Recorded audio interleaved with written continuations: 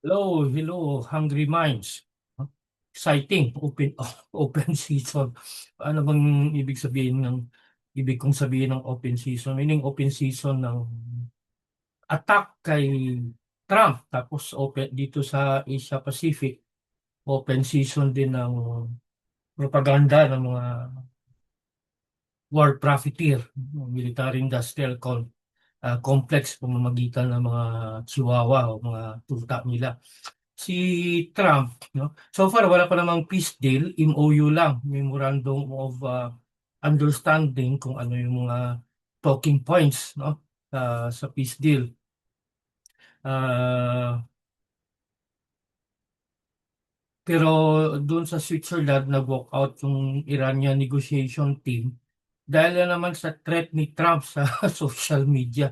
He rules the world, his country through his post, Truth Social. Kaya yun, ilang beses ko nang sinabi na very fragile yung peace talk, no? Sa war sa Middle East. Pero bakit ganon? Kasi hawak pa rin sa bayag si Trump ng Israeli lobby. Ano parang ganito yung sitwasyon ni Trump. If he pushes through with the war, he knows very well that eventually the Americans would feel the impact of this war. It will hurt their pockets, no? Lahat tataas. Ngayon medyo stable pa yung fuel price nila kasi yung strategic oil reserve nila binenta ni Trump below market price. Pero maraming nagsasabi hanggang July na lang yan. By the mid or end of July, ayun na, may ubos na yung strategic oil reserves nila and no oil is coming kahit saan ka pa pumunta sa mundo. No, kaya yun. On the other hand, no, the only option for this war to end talaga is to stop sending money, weapon to Israel. The same in Europe. Stop sending weapon and money to Ukraine. No? Kaya pag ginawa ni Trump yan, siyempre mag-uuramentado si Netanyahu, tutusan niya yung mga Israeli billionaires sa United States na nag-finance kay Trump, nag-finance sa mga politiko, mga congressman na at saka sa mga senador na i-impeach si Trump. And that is open season. Talagang susunod yan kasi beholden nga itong mga US congressmen and senator to Trump eh. So, damn if you do, damn if you don't. Pag hindi at tinigil ang gera, apektuhan din yung presidency niya. Maaaring walang impeachment kasi kontrolado nga yung Kongreso at saka Senado. Pero yung mga tao, mga Amerikano, talagang halburuto yan. Nakita naman natin sa mga No Kings rally nila. Ngayon, pag tinamaan na ng kahirapan tong mga Amerikano, kasi yung average American, parang karamihan din mga tao sa mundo, they don't care about the international, national issue as long as they can buy beer and watch football in the evening, eat 3 times a day. Pero sooner or later, that is going to end dahil sa impact ng economic crisis na dala nitong gera. At talagang mag-alboroto yung mga tao. So, on the other hand, wala nga impeachment doon. Pag nag-withdraw naman siya sa war, katay naman sa kay Netanyahu at saka sa Israeli lobby, no? Kaya nga pag ganun si Trump peace deal, tapos gagawa ng gimmick, no? May nagsasabi yung mga gimmick ni Trump daw just to control the stock market, no? Or to appease the stock market. Urong-sulong siya.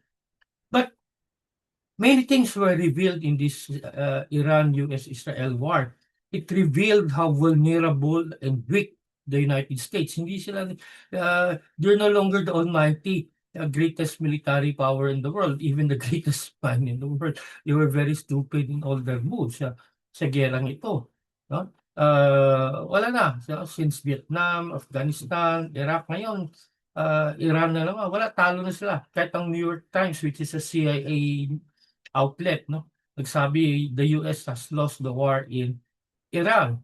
Pero kita naman natin gaano ka-weak atong mga Amerikano. Pero dito naman sa Pacific, yung mga Chihuahua dito, no? Talagang tahol pa rin ng tahol. No? They're still expecting na tutulungan sila ng Amerikano, the Americans cannot even save themselves. How can they save us? Nung nagkaubusan ng missile sa Israel, mga missile dito sa Korea, South Korea, Japan, no? Pati siguro sa Pilipinas, pinull out, dinala doon. No? Ganon sa Europe, ganon din. And even mga Middle Eastern countries already realized that America cannot protect us, the bases cannot protect us. In fact, itong mga US military bases are magnet for trouble. No? Dito naman, sa Asia Pacific, ito, exercise ang exercise sa US, Japan, no? Hindi, we never learned our lesson. Sabi nga nila, those who never learn from history are doomed to repeat it. We never learned our lesson. Anong ginawa ng mga Amerikano dito sa Pilipinas? Mga massacre, iniwan tayo nung pangalawang pandigmaan pandaigdig, mga kalupitan ng Hapon, dito sa Pilipinas, sa China, the rape of the king. No? Milyon ang namatay, pinag-eksperimentuhan pa.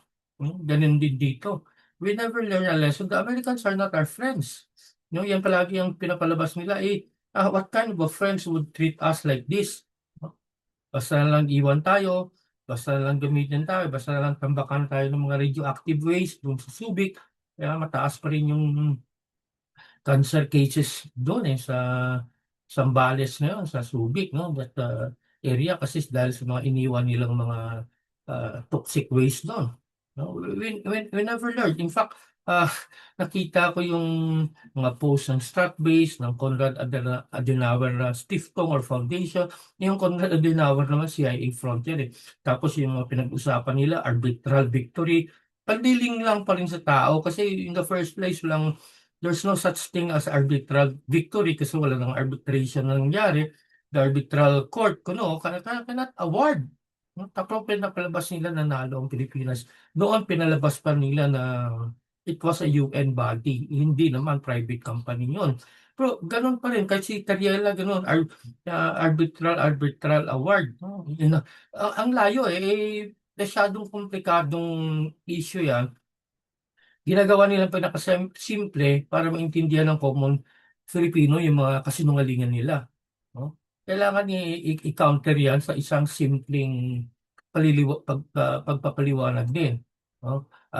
Maybe next time yun actually ayoko na kasi ang dami ko ng episodes nung bugtaw pa na sinubukan kong paliwanag ano talagang issue dyan sa South China Sea. Lalo na yung sa tinatawag nilang West Philippine Sea area na hindi naman, that really does not exist. No? Kaya, ewan ko ba, sinasamantala nila ang pagiging uncritical thinkers ng mga Pilipino. Pero ito talagang magpapahamak sa atin. Sabi ko nga, marami na rin tayong episode dyan. Tanungin lang natin, including our own religious belief, including our own political, uh, socio-political belief. No?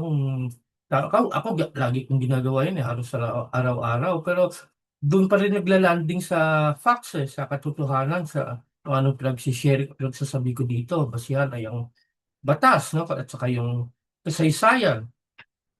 Ay, nako, dapat na mag-isip na tayo bago pa mahuli ang lahat.